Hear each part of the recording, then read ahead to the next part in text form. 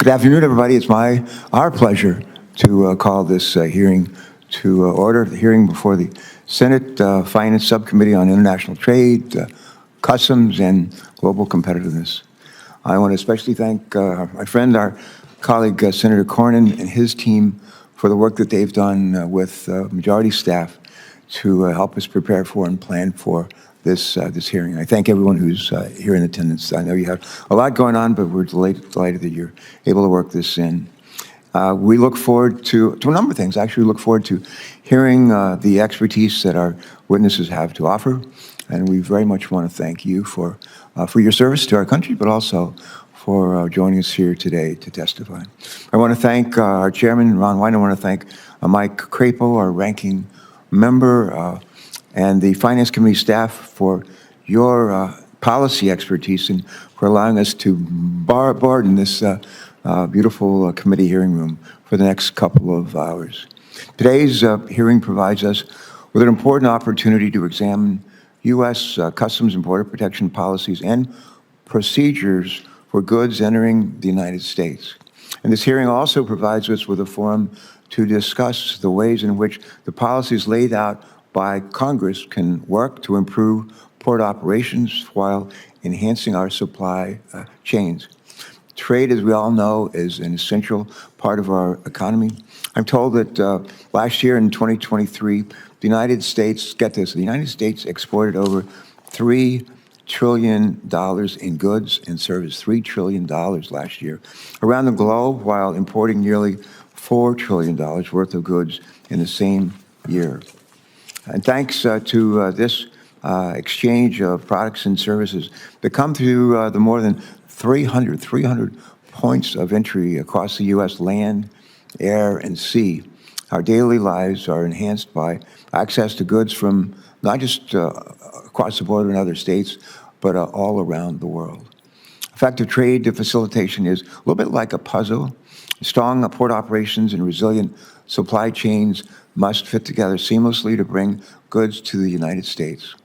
And when it comes to port operations, most Americans may not realize that there are literally thousands of employees who work every day to ensure that our ports are safe and that they're secure. It takes considerable coordination by the U.S. Customs and Border Protection inspectors, as well as specialized workers and longshoremen, like one of our witnesses here today, in order to hold our international trading partners accountable to the rules of the road. For example, when the goods come through the Port of Wilmington, not far from my home, it is the folks who I just mentioned who are doing the due diligence to make sure that a shipping container does not contain counterfeit products. Some of these rules of the road are set by the Congress through laws like the Bipartisan Trade Facilitation and Trade Enforcement Act, and by the bipartisan Uyghur Forced Labor Prevention Act, both of which are designed to ensure that our trading partners are paying their fair share of duties on the goods that are coming into the United States. And it's our port workers, like those at the Port of Houston, some of your folks, that thoroughly inspect the goods that arrive in the U.S. for illegal contraband, like fentanyl, or clothing made with forced labor, before approving them to move on to their next destination. Ultimately, all of these responsibilities shared by port employees work hand in hand to enhance our economy and our national security. We also have to ensure that the other piece of the puzzle, and that would be our supply chains, are sufficiently strong to face the pressures that life throws at us. For example, during COVID-19 pandemic, supply chain resiliency was tested maybe like never before. The pandemic exposed many unprecedented challenges like bottlenecks and like delays for medical products that still affect us even to today. And with the tragic collapse of the Francis Scott Key Bridge nearly 2 months ago, as our colleague Ben Cardin knows, our supply chains had to quickly adapt to a single but vital port of entry not operating at all. Thankfully, we were able to divert key imports like automobiles, like sugar, farm equipment from Baltimore to nearby seaports. But the accident put a magnifying glass on the questions about preparedness of our nation's ports, and by extension, our nation's supply chains for emergency situations like this one. As my colleagues, I'll say this to our witnesses, my colleagues know I like to quote Albert Einstein. Einstein said any number of things that are memorable, but the one that I use probably every day is in adversity lies opportunity.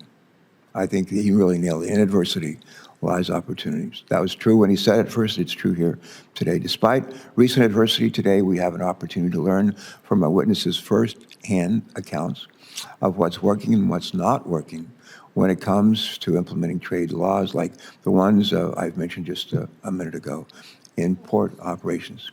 We also have an opportunity in today's hearing to better understand how we can and should invest in the long-term resiliency and security of our supply chains.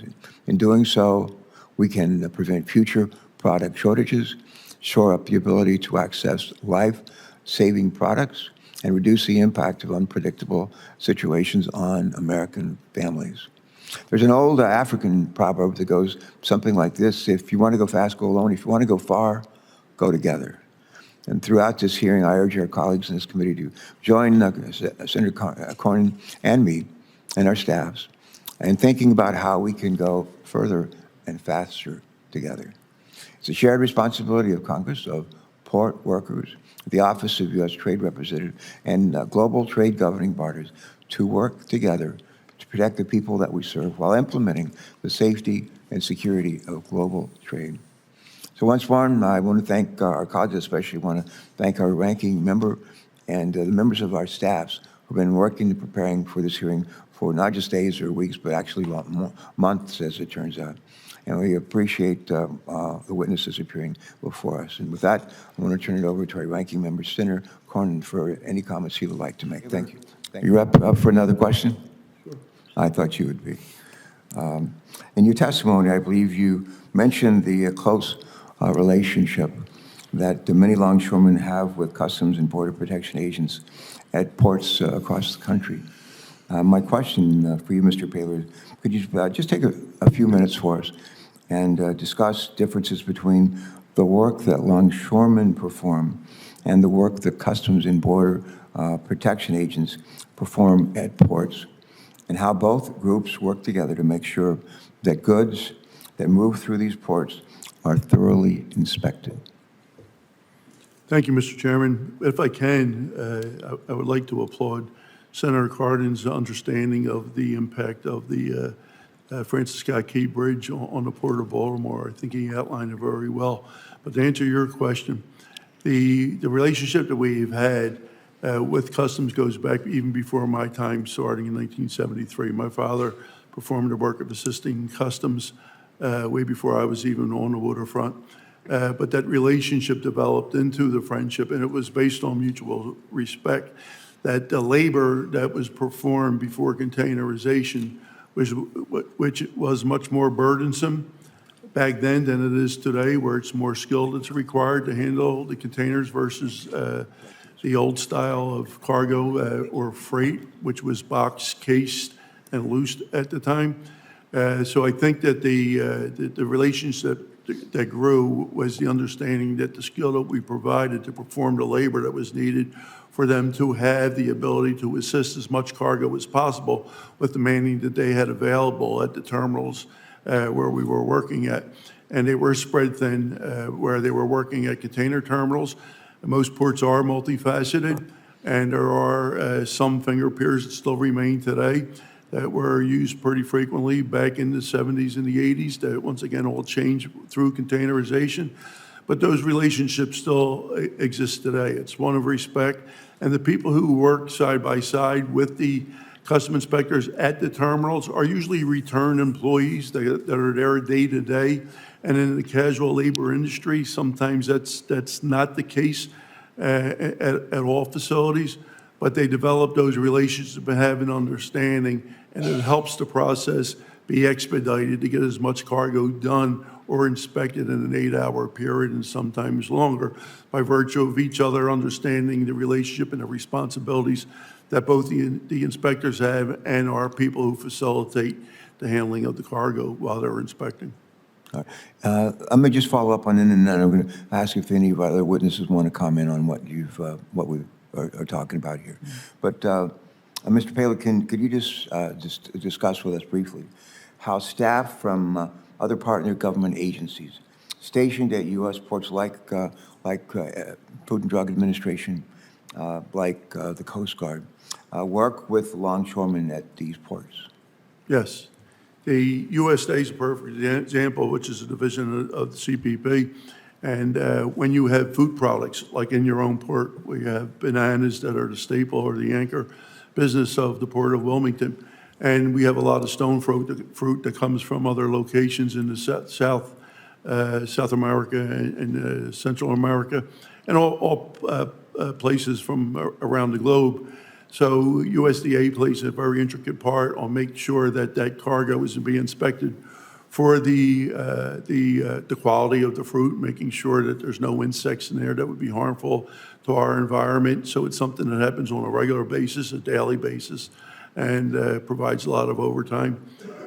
So it's, once again, those relationships that we develop with CBP inspectors are the same that we develop with the USDA inspectors. A question, if I could, for Mr. Pickle. And the COVID-19 pandemic and Russia's war in the Ukraine, senseless war in the Ukraine, I would say, have jumbled supply chains and disrupted the global economy in many ways, unprecedented ways, I think.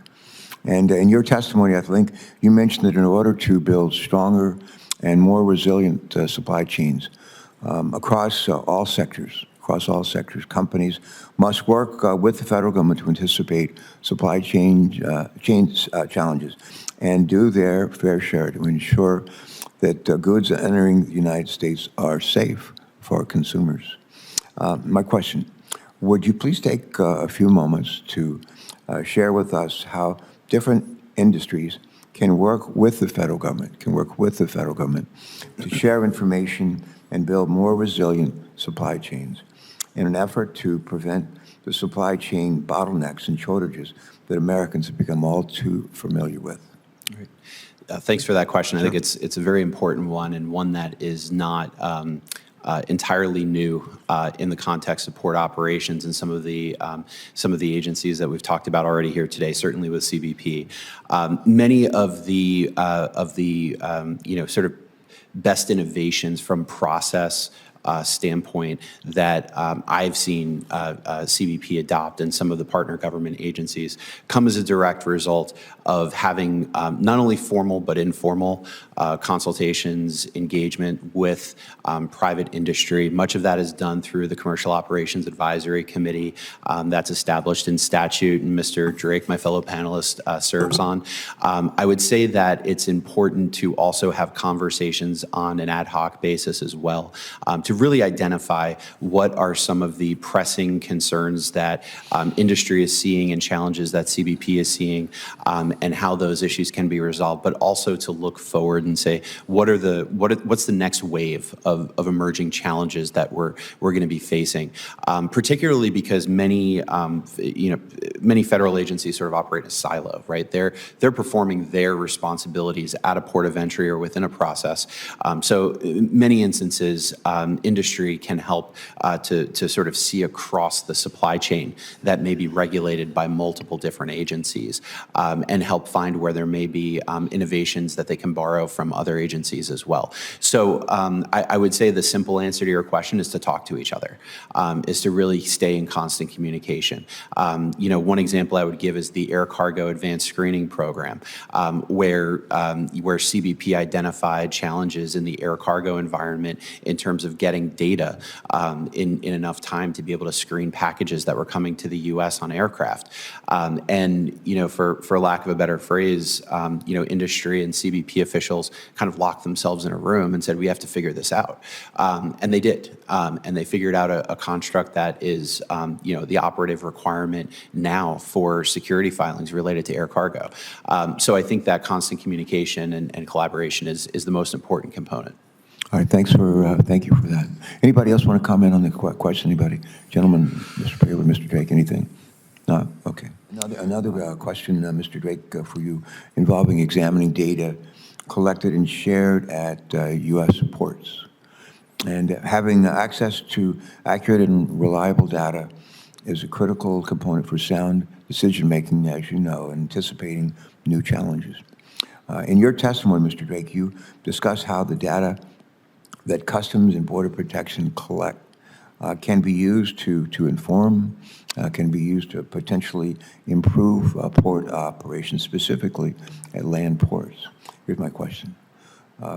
Could you please take a few minutes for us today to discuss how Customs and Border Protection might improve the ways in which they use and share data collected at U.S. ports, as well as any recommendations that you have for members of this committee to ensure that data is made available? Thank you, Senator, for the question. Sure. I think two recommendations, and I think this was referenced earlier on in the hearing, but the first is CBP does collect significant amount of data.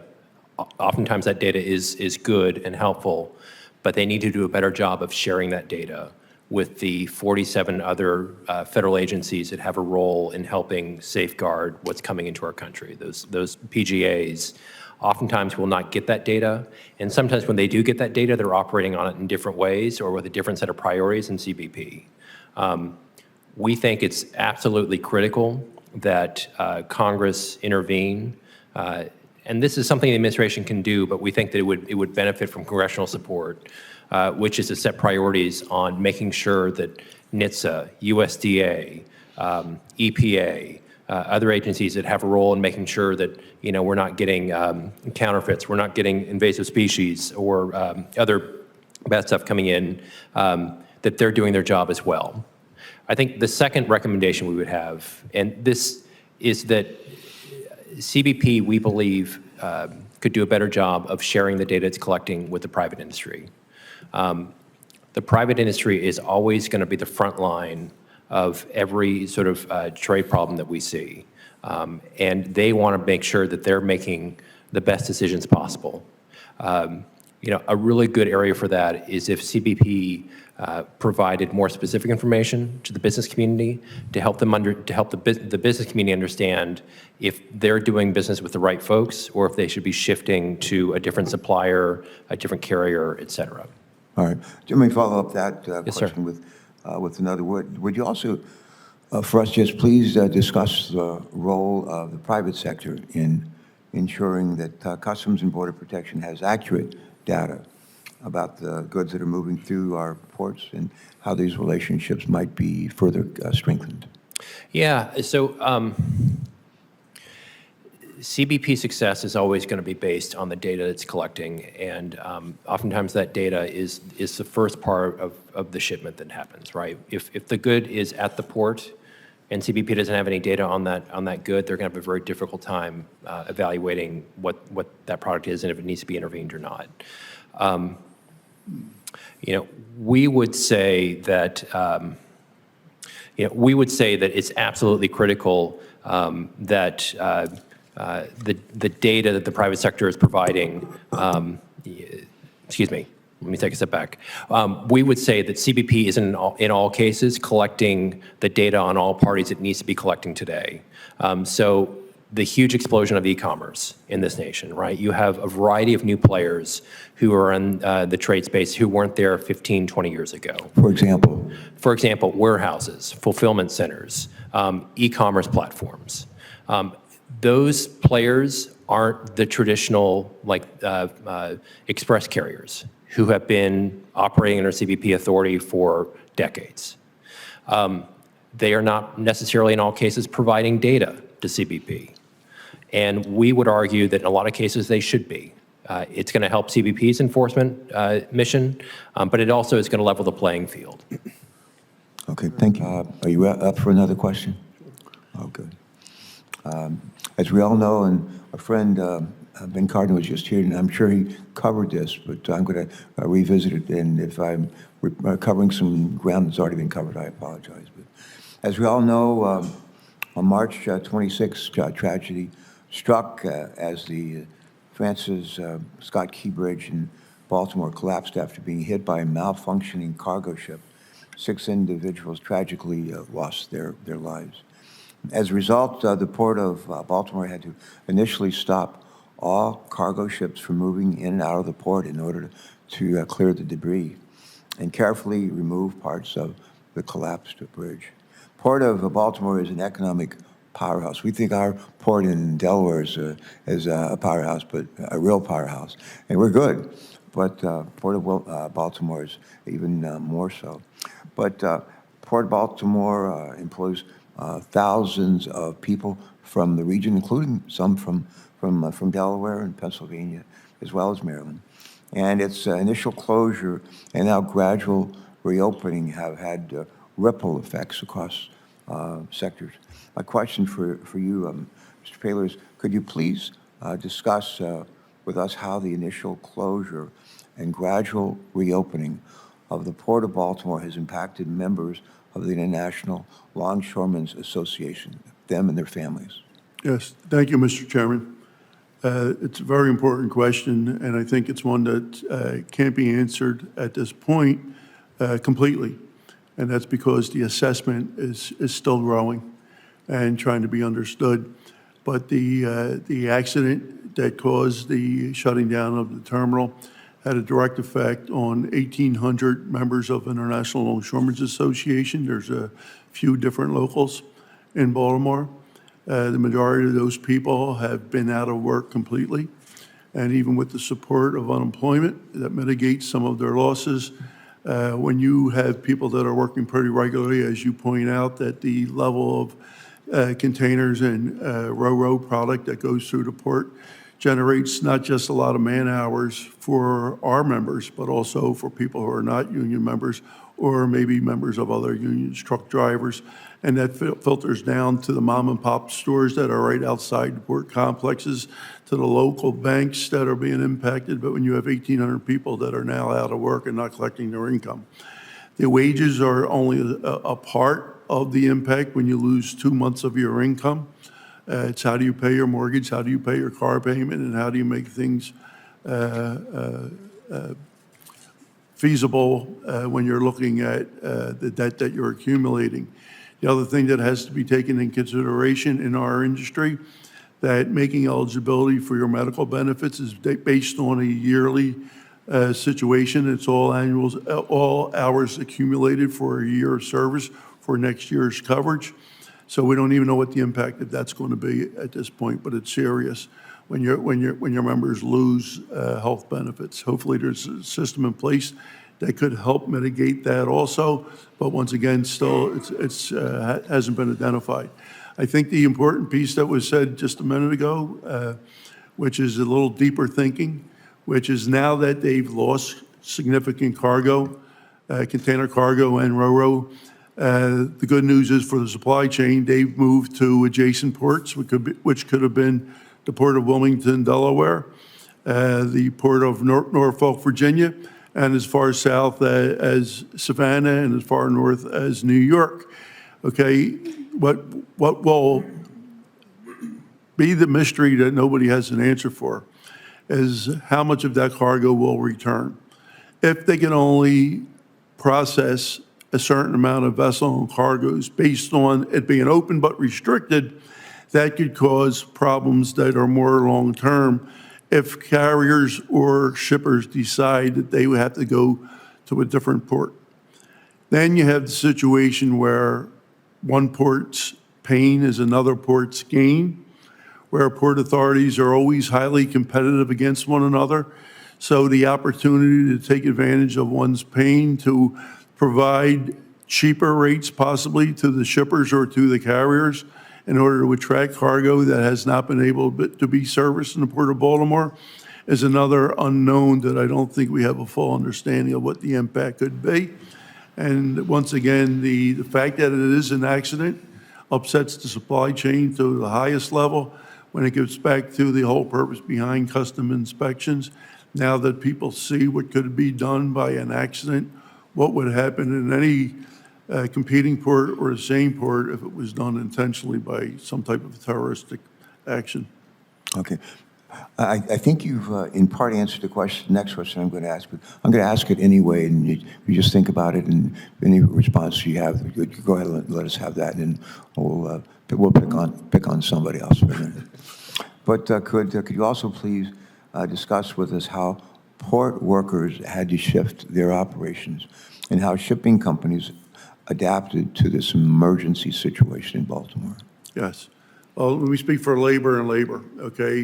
The good news, having the unity of the International Longshoremen's Association, who works in all the same competitive ports, there was the unity that we shared where ports of Norfolk, for example, Philadelphia, Delaware, had all offered the unemployed people from the Port of Baltimore to come to their ports and help them provide the service to the cargo that left Baltimore to go to those other respective ports.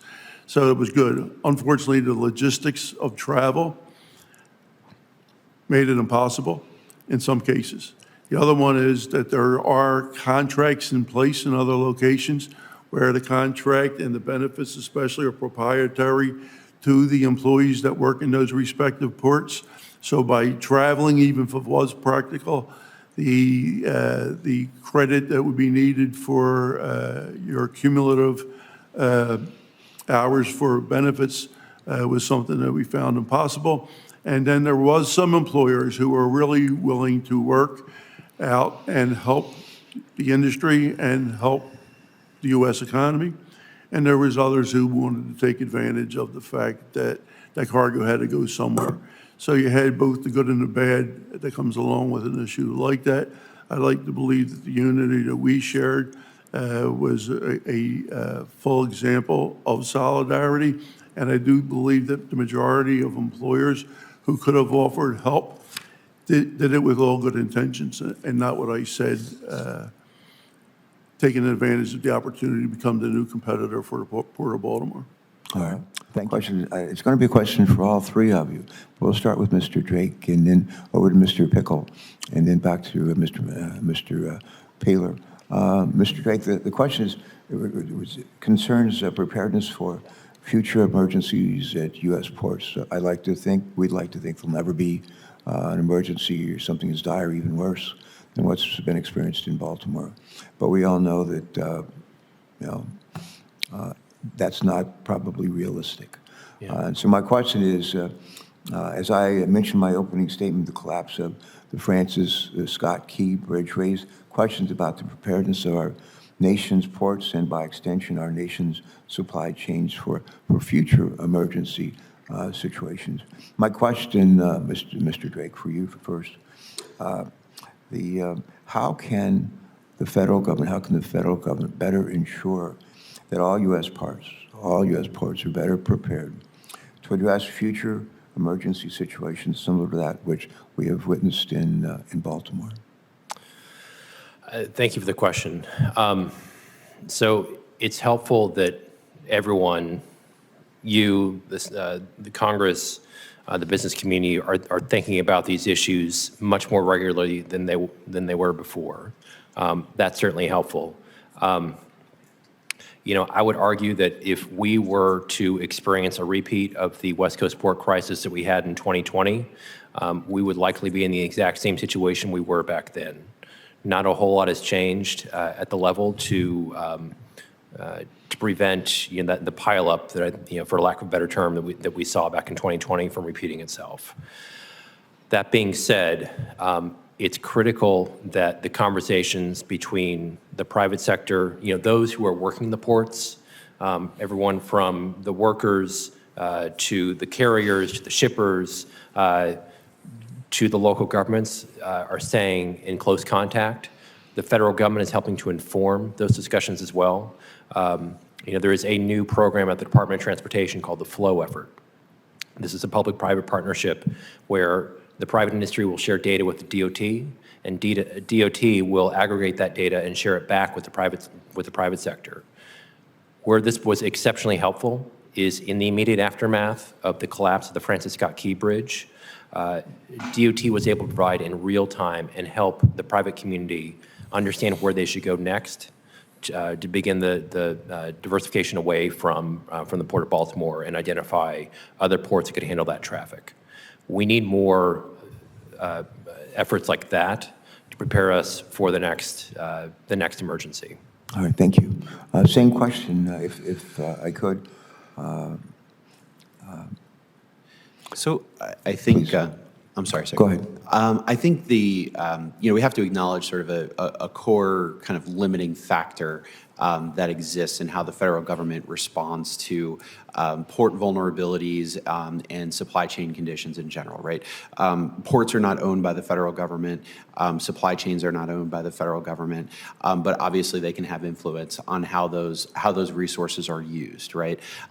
So I think with that sort of understanding, looking at how the federal government can continue to be a convener of sorts, this was a great sort of silver lining that came out of the West Coast port congestion dynamic that John just referenced, where you had industry and all different government agencies getting on these pretty prolific Zoom calls where there were 200 screens of individuals who were talking about how to address different conditions that were contributing to port congestion, and having the ability to have agility within each of those areas of responsibility across the different agencies, as well as the many different private actors who perform their responsibilities within the port boundaries. I think from a federal government standpoint, the key word here is agility. The ability for federal agencies who operate within port boundaries to be able to shift their resources. And if cargo is relocating to an adjacent port, being able to move personnel there to absorb the additional capacity that's being taken on, or additional volume, I should say, as well as how to create a resumption plan. So we've talked a lot about CBP, but other DHS equities that are agencies that have responsibilities within the port boundaries. The Transportation Security Administration, they oversee the transportation program for truck drivers to be able to maneuver around ports. The Coast Guard, they handle port security. They have port security plans that are in place that should take into account how ports resume their operations. So I think they can have that sort of cohesive nature between all of these disparate organizations that operate within a port and link back to the broader supply chains. But I think, coming at it from a perspective that, as I say earlier, they don't own the infrastructure or the supply chain itself. All right, thank you. Mr. Paler, same question. Let me just repeat it. How can the federal government better ensure that all U.S. ports... I understand the question, Mr. Chairman, and I should yield to the two gentlemen who are more qualified, but I would like to give you a labor perspective on it. We never yield to our colleagues, even when they're more qualified. But anyway, I have three thoughts on it. One is consistent enforcement, which may not be practical with so many ports and so many different facilities, and customs having their own procedural ways of doing things a little bit different state to state, port to port. But one of the things that I learned just in the last week, looking at a few things based on the questions that Olivia was running by me, and I just did a very unprofessional question and answer for a number of different ports. And one of them is very simple but very significant layer of security, and that's called a seal that goes onto the container from the port where it originated or from the manufacturer. That could have been China, Singapore, or anywhere else. That container then goes to the port that's going to be loading it onto a vessel. And all the paperwork should have that security seal, which is usually a very large number identification on it. That container goes onto the vessel, and then when it comes to the United States, that should be looked at as one of the first layers of security to make sure that container was not opened en route and therefore tampered with.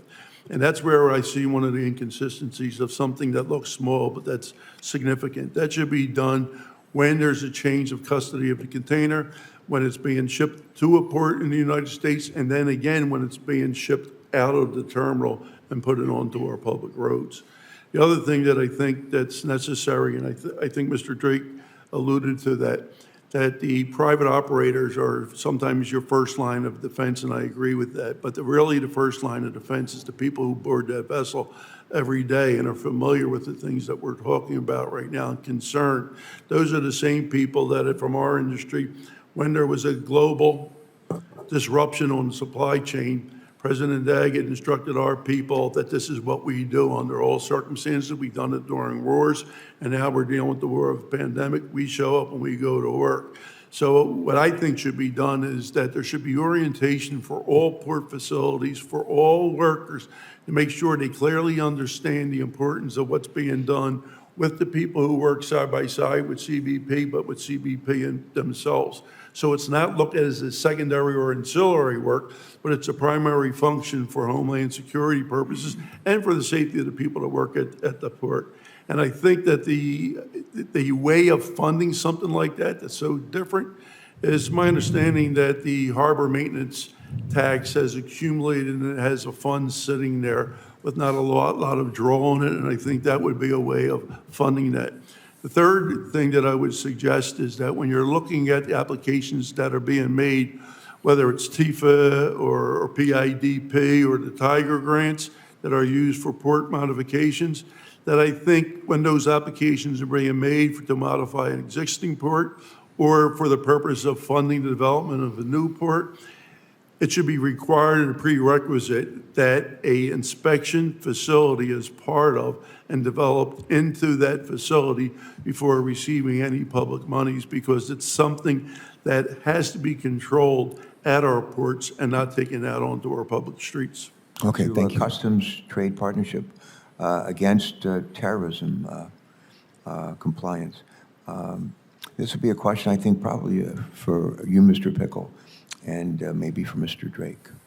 The Customs Trade Partnership against Terrorism, we're big on acronyms around here. I'm not, but there is an acronym for Customs Trade Partnership Against Terrorism, and it's CTPAT. And program is a program that's a public, as you know, public-private sector partnership, and represents one layer of Customs and Border Protection's multi-layered cargo enforcement strategy. This program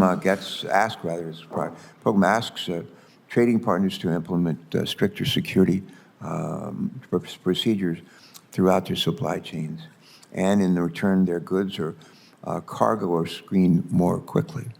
Last year, for the second time, CTPAT Pilot Program Act, which Senator Corden and I introduced, passed by unanimous consent in the Senate, which means nobody voted against it. And we're very pleased with that. The legislation would create a pilot program to strengthen CTPAT, and aims to reduce cargo congestion at ports of entry while strengthening our national security. I believe that's a win-win situation. Question for Mr. Pickle and for Mr. Drake. Could each of you please describe for us how our international trading partners and companies in the private sector might benefit from the Customs Trade Partnership Against Terrorism program? Please, go ahead. Thank you, sir. I would say for importers who are bringing products to the United States, there's really two fronts that they potentially benefit from participation in CTPAT. The first, as you noted, they receive fewer customs inspections because they are vetted partners. When they are selected for inspection, they are given front of the line privileges, as we say. They're inspected first. I will note that the CTPAT program is required to review benefits that are provided to its members on a regular basis and consult with industry when adjusting those benefits. So that's a very important process to go through as well. As far as CTPAT is part of a global construct called the Authorized Economic Operator concept. And so other countries have reciprocal programs. And CBP actually will review those programs programs of other countries as well, and provide reciprocal treatment to members of 18 other countries' AEO programs. So there really is a global impact when we talk about lessening some of the stress for those parties who have taken on additional responsibility to vet on the security side in particular. The CTPAT sort of brings into scope both trade compliance principles as well as security compliance principles. When you get into the international context, the mutual recognition arrangements, not agreements, arrangements, there's an important distinction there, but they're focused more on the security side of things. So there is definitely a safety emphasis there. All right, thank you. Mr. Drake, same question. I think Mr. Pickle answered it very well, and I would align myself entirely with his remarks. Okay. Sometimes, well, first of all, you've done an admirable job on an important, sometimes not easily described issue, and you've done it more than justice to it. I think. I want to say to our staffs, Senator Cornyn's staff, and on the minority and our staff on the majority, I want to thank you for very much for choosing you. Out of all the thousands of witnesses we could have brought forward, you rose to the top. And we're grateful for that. I have a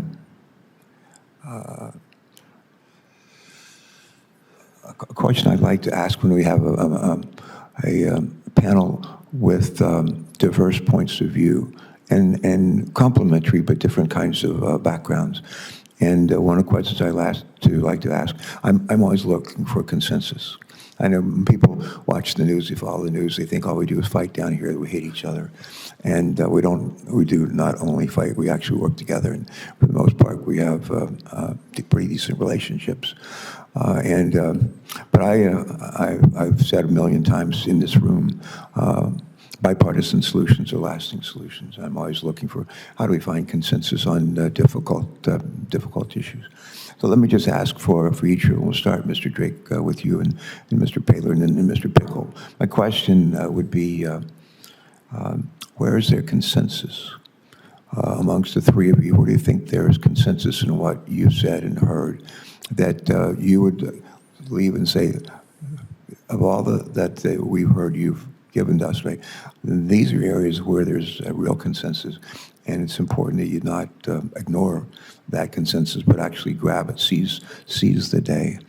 And so I'm going to ask Mr. Drake, where are some areas where you think there is a consensus and that we shouldn't look that gift horse in the mouth? You know, in the trades, when we're talking ports of entry in particular, if that's, Yeah. First and foremost, I think we all agree that ports are absolutely fundamental to our economic competitiveness, but also our communities, to the people who work there and the businesses to support them. And, I think there is broad consensus that we are absolutely aligned that we don't want to do anything that would undermine the strength of our ports or the people who work there, and also want to make sure that we are looking at their long-term success. So I think if we can start there, and recognizing that there are always going to be principal differences or principal disagreements between my organization and Mr. Paler's organization and Mr. Pickle's organization, I still believe that fundamental recognition and agreement can help guide a whole variety of consensus and bipartisan agreements on a whole variety of things, regardless of what we're talking about: immigration reform, port security, and the like. All right, thank you for that. Mr. Paler, areas of consensus, please.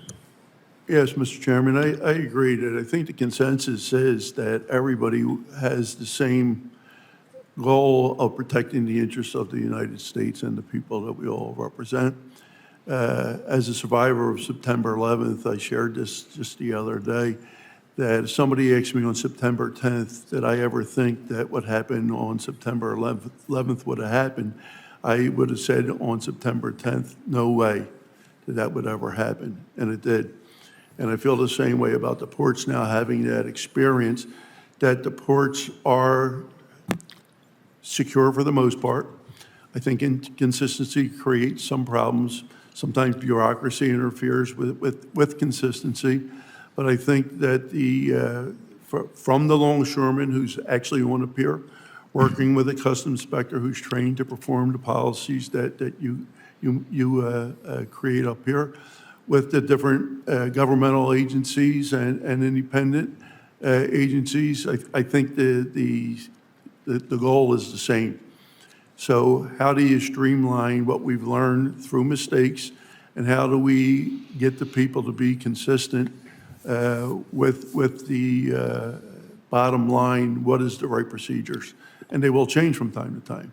But I think as long as there's the willingness of groups that are sitting at this table and the bipartisan support that you require to get policies done, I think that we're on the right path. We don't criticize customs and border inspectors at this point. We know that they're all hard-working women and men and women, and we're glad to work alongside of them. But I think education for all levels, from the private sector to the public sector, which is your port authorities, and including labor, whether it's union or in other cases, other unions, I think they all have to have the same understanding of how our ports work. Good, thank you. Mr. Bickle, what are a couple of areas of consensus that you would lift up for the consideration of our members of this committee and their staffs? A lot of people are watching this by television and watching it remotely. And but what are some areas that you would lift up for us? Well, let me just note that it's difficult to be the third person answering when two fantastic answers preceded me. I would say that... You know what we say when that happens? We have a way of, saying that I'd like to, take the words of my colleague and embrace them. There's ways that we can do that. You can too. Absolutely. So I think I would highlight, I would agree with what my co-panelists have said. I think one thing I would observe is that, the element of partnership that exists at ports and the mutual respect for the importance of roles that so many different actors play really undercuts, or underpins, I should say, the importance of the port environment, but also just as consumers, as parents, as existing in society. I mean, we've all known what it's like to go to a local store, and it's difficult to find a particular product that you need if your child is sick, for example, and how we can use the power of international trade and secure supply chains, resilient supply chains, not only to create employment opportunities and sort of share the ability to supply ourselves and the rest of the world with things that we all need, but also to access those critical supplies. So, for example, I think the Medical Supply Chain Resilience Act is something I was hoping to highlight with Senator Tillis, but I know you and he co-sponsored that legislation. Perfect example of ways to engage with our trading partners to make sure that we have access to medical supplies with our most trusted allies. I think that's a great example, but looking for ways to expand those partnerships to overcome the vulnerabilities that quite frankly aren't going anywhere. I think I also heard here today that we don't think that that there's going to be a return to pre-pandemic normalcy, right? So really embracing the opportunities where they exist and capitalizing on those systemic strengths within the global international trade system. Another question I'd like to ask each of you, and it's if you were sitting where I'm sitting, and you had the opportunity to figure out maybe a question that you should have been asked, you weren't asked. What might be a question that you would like to have seen asked of this panel? And if you want to answer that question, you can do that as well. But what do you think maybe we could have asked, should have asked, and have not asked? Go ahead, and Mr. Drake, you want to take a shot at that? There's no right or wrong answer, so Yeah. it's not pass-fail. There's been a lot of, I think, good questions and discussion, I think, during the course of this hearing.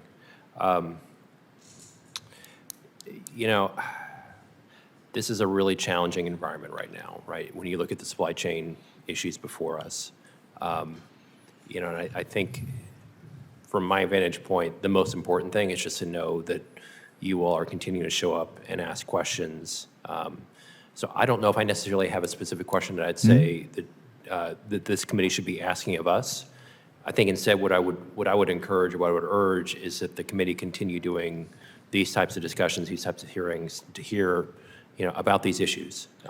Because I don't think, the challenge we discussed today about the growth of e-commerce, the growing trade volumes that are expected to be coming through our ports, they're not going away.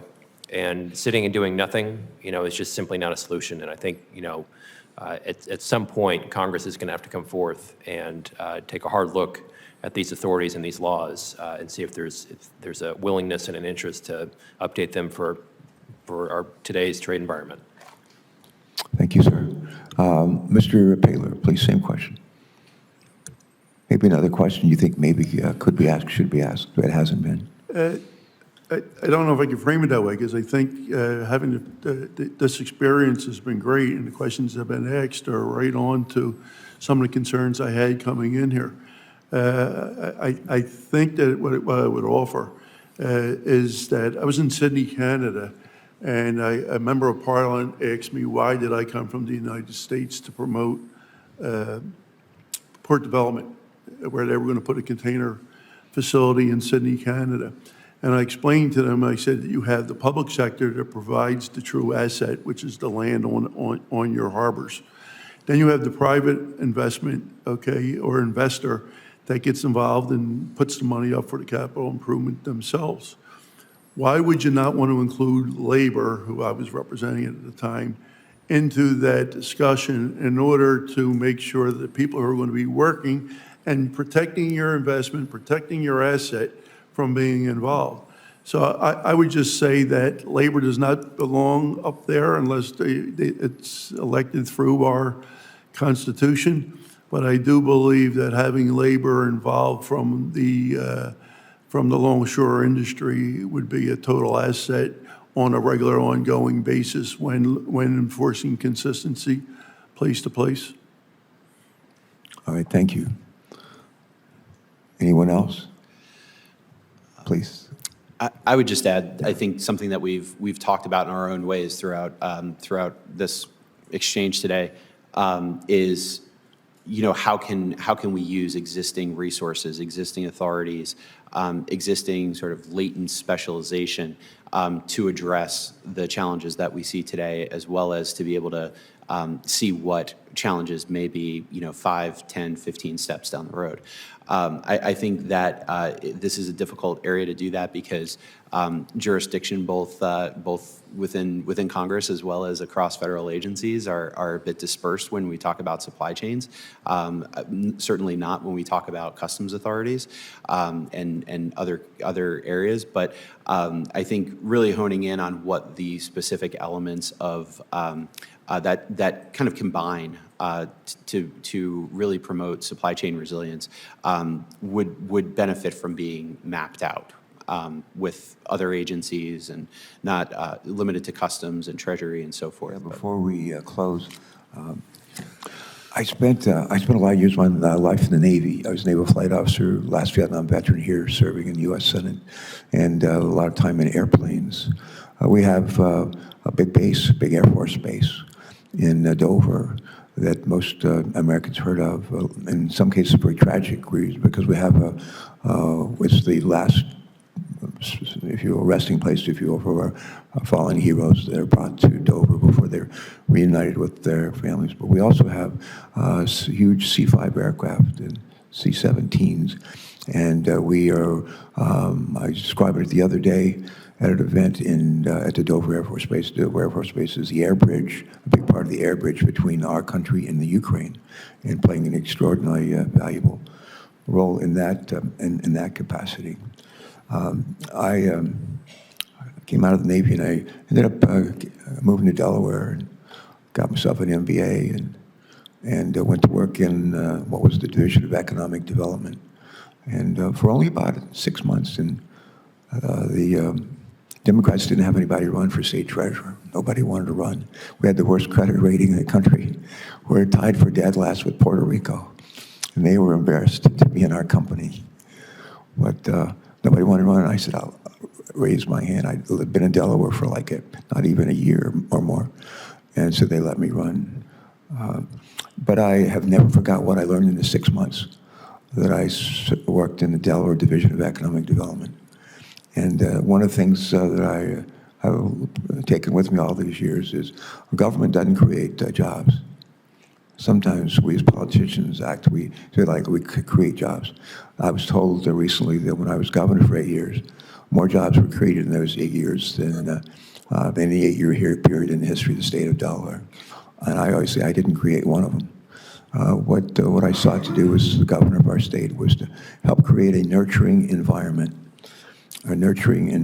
for job creation and job preservation. What does that include? Access to capital for folks who want to start a business or grow a business. It includes workforce. And when I visit employers up and down the state of Delaware, I do that every week. I ask 3 questions. How are you doing? How are we doing? Our congressional delegation, the federal government, state government, how are we doing? What can we do to help? I hear from almost everybody. Workforce, we need people who come to work. People who are trainable, who come and do a day's work for a day's pay. In terms of what's important in job creation, access to energy. And as we go further into the future, access to energy that's clean energy that'll help us not only provide our energy needs, but also help us successfully combat the climate crisis that's real and before us every day. Intellectual property. Delaware, we have more companies incorporated in Delaware than I think any state in the country. And one of the reasons why they do that has something to do with protection of intellectual property that's important to them, as you might imagine. And another issue is transportation. The ability to get goods and services where they need to go, when they need to go, in a cost-efficient way. For some people, those issues are not all that interesting. But if we care about jobs for our children, our grandchildren, we better be interested in them. And we also better be interested in our ports. When I was privileged to serve as governor of Delaware, a fellow came to, who was my deputy chief of staff. His name's John Carney. He's now the governor of Delaware. But he was my deputy chief of staff, and he came to me one day and he said, the state of Delaware should buy the port of Wilmington. I said, really? And he said, yeah, it's owned by the city of Wilmington. The city doesn't have any money to invest in the port. The city could use revenues, and if we were to buy the port of Wilmington, the city would have revenues they need. The state was awash in time and money, and we could use some of the state's money to take a kind of tired, dilapidated part and actually make it shine. And that's what we did, and that's what we have continued to do. As it turns out, a lot of people think, well, it's not that important who we sell some stuff around our stuff that we produce in this country around the world to others, or vice versa. Actually, it's hugely important. Most of our, we like to think the markets in the U.S. are vast, and they are, but most of the markets that we sell to are outside of our nation, and a lot of them go by ships. I said earlier, I spent a lot of my life in airplanes, and it's important what we do with airplanes like Dover Air Force Base, but it's what we do in ships, in the waterway, that at the end of the day is really the 800-pound gorilla in all of this. So, as I think you've given us some good ideas that I think we'll follow up on. You've given us some good ideas that we can work on together with our colleagues. I like to say everything I do, I know I can do better, and I think we can always do a better job. And with respect to the way that we're selling, shipping our goods, our services to other countries around the world, and receiving theirs in return. And with that, I want to, in closing, I want to just express my thanks to Senator Cornyn and to his staff.